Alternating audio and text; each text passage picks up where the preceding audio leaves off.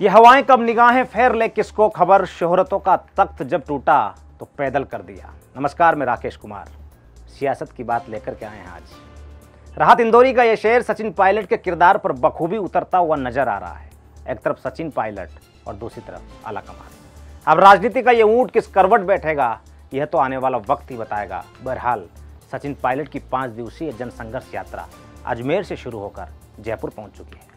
इसे आने वाले विधानसभा चुनाव के पूर्व खुद को स्थापित करने व जन समर्थन की जमीन तैयार करने की कोशिश माना जा रहा है। भारतीय राजनीति में राजनीतिक यात्राओं की अहम भूमिका रही है। बीते 4 दशकों का जिक्र करें तो राजनीतिक माहौल को प्रभावित करने वाली 4 यात्राएं देश में खासतौर पर चर्चाओं में रही है। खास बात यह है कि सत्ता तक पहुंचने की कोशिश वाली इन 4 यात्राओं में से 3 राज्य स्तर की थी और आंध्र प्रदेश में हुई। राष्ट्रीय स्तर की इस अवधि में एक ही यात्रा अहम मानी जाती है जिसने भाजपा की राजनीतिक पहचान बहुत सशक्त कर दी।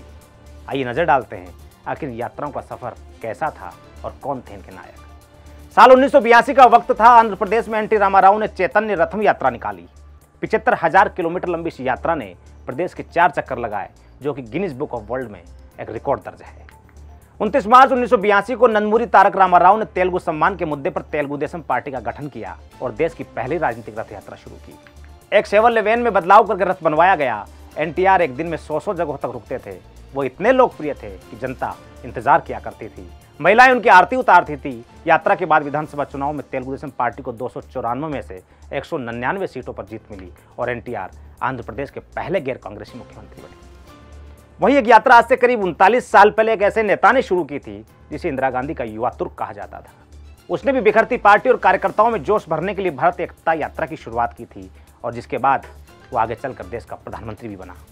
साल 1977 का वक्त था। लोकसभा का कार्यकाल नवंबर में खत्म होने वाला था, लेकिन इंदिरा गांधी ने अचानक जनवरी में चुनाव की घोषणा करके देशवासियों और विपक्ष दोनों को अचंभे में डाल दिया था।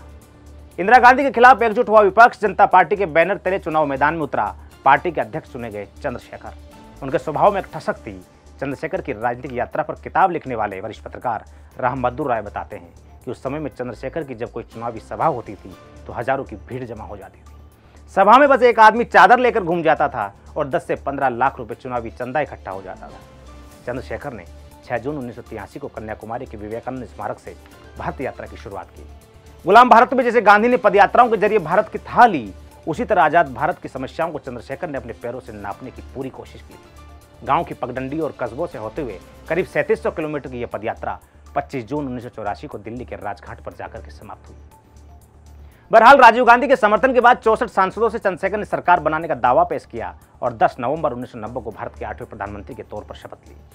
चंद्रशेखर ने 6 मार्च 1991 को पीएम पद से इस्तीफा दे दिया। वो सिर्फ 4 महीनों तक प्रधानमंत्री रहे। इसके बाद अगले प्रधानमंत्री चुने जाने तक यानी 21 जून 1991 तक उन्होंने पदभार संभाला।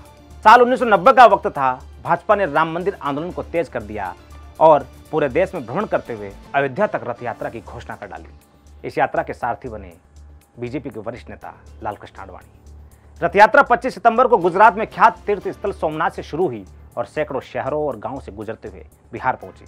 तत्कालीन सीएम लालू प्रसाद यादव ने समस्तीपुर में आडवाणी के रथ को रोक लिया और उन्हें गिरफ्तार कर लिया गया। इस रथ यात्रा में भाजपा को राष्ट्रीय पार्टी के रूप में एक नई पहचान और जनता के बीच लोकप्रियता दी। कहा जाता है कि यहीं से भाजपा की राजनीतिक यात्रा ने करवट ली और एक नए दौर में प्रवेश किया।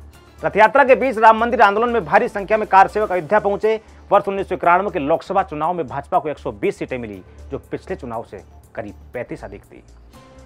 कांग्रेस के कद्दावर नेता वाईएस राजशेखर रेड्डी ने भी वर्ष 2004 में आंध्र प्रदेश के चेवेल्ला शहर से 1500 किलोमीटर की पैदल यात्रा की शुरुआत की थी। यह यात्रा 11 जिलों से होकर गुजरी। जनता राजशेखर को मसीहा मानती थी। लोग उनसे मिलने उमड़ पड़ते थे और विधानसभा चुनाव में 294 में से 185 सीटों पर कांग्रेस की जीत के साथ 10 वर्ष से जारी टीडीपी का शासन खत्म हो गया और वाईएस राजशेखर मुख्यमंत्री बने। आंध्र प्रदेश में ही साल 2017 में निकाली गई इस यात्रा ने युवा जगनमोहन रेड्डी को मुख्यमंत्री की कुर्सी तक पहुंचा दिया। वर्ष 2009 में वाईएस राजशेखर रेड्डी की हेलीकॉप्टर दुर्घटना में मौत के बाद कांग्रेस ने उनके बेटे जगनमोहन रेड्डी को मुख्यमंत्री बनाने से इनकार कर दिया। इसके बाद जगनमोहन ने वाईएसआर कांग्रेस पार्टी का गठन किया। पिता की आंध्र प्रदेश यात्रा की तरफ पदयात्रा निकाली, जो उनके राजनीतिक करियर की खेवनहार बनी। 6 नवंबर 1917 का वक्त था। उन्होंने कडप्पा जिले से पदयात्रा शुरू की, जो 430 दिन में 13 जिलों के 125 विधानसभा क्षेत्रों से 3648 किलोमीटर की दूरी करते हुए श्रीकाकुलम तक पहुंची। रथ यात्रा के बाद वर्ष 2019 में हुए विधानसभा चुनाव में वाईएसआर कांग्रेस को 175 में से 152 सीटों पर विजय मिली और जगनमोहन रेड्डी मुख्यमंत्री बन गए। देश के इतिहास में सबसे चर्चित यात्रा स्वाधीनता आंदोलन के दौरान महात्मा गांधी की दांडी यात्रा को माना जाता है। 1923 का वक्त था। उस वक्त देश में ब्रिटिश हुकूमत थी। ब्रिटिश सरकार को हटाने के लिए देश भर में आंदोलन चल रहे थे। इस दौरान महात्मा गांधी ने नमक सत्याग्रह का ऐलान कर दिया। महात्मा गांधी ने 12 मार्च 1930 को साबरमती आश्रम से समुद्र के किनारे बसे दांडी गांव के लिए पैदल यात्रा शुरू कर दी। इस दौरान महात्मा ने अपने भाषण के जरिए लोगों को समझाया था कि हम सभी को गिरफ्तार कर लिए जाने के बाद ही शांति भंग होने का आभास न हो। एक सत्याग्रही चाहे स्वतंत्र हो या कैद में हो, वो हमेशा विजयी होता है। वो तभी पराजित होता है जब वो सत्य और अहिंसा के मार्ग को छोड़ देता है और आंतरिक आवाज को बहरा कर देता है। यह यात्रा करीब 400 किलोमीटर की दूरी तय करके 4 जिलों और 48 गांवों से होकर गुजरी और 24 दिन बाद 6 अप्रैल को दांडी गांव पहुंची, जहां महात्मा गांधी ने मुट्ठी भर नमक लेकर अंग्रेजों के बनाए नमक कानून को तोड़ा। इसके बाद 4 मई 1930 को ब्रिटिश सरकार ने महात्मा गांधी को अवैध नमक बनाने के आरोप में गिरफ्तार कर लिया।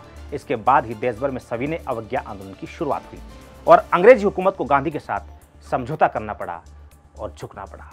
कुल मिला के यात्राओं का दौर पुराना है। यात्रा ऐतिहासिक भी हुई है, यात्राएं राजनीतिक भी हुई है। लेकिन राजस्थान में जो यात्रा है अब सचिन पायलट को राजनीति के किस पायदान पर लेकर जाती है, ये सोचने वाली बात होगी। अभी तक के लिए नमस्कार। देश और दुनिया की हर बड़ी खबर के लिए सब्सक्राइब करें नवतेज टीवी और पल पल के अपडेट्स के लिए बेल आइकन को दबाना ना भूलें, क्योंकि आपकी खबरों का भरोसेमंद साथी है नवतेज टीवी।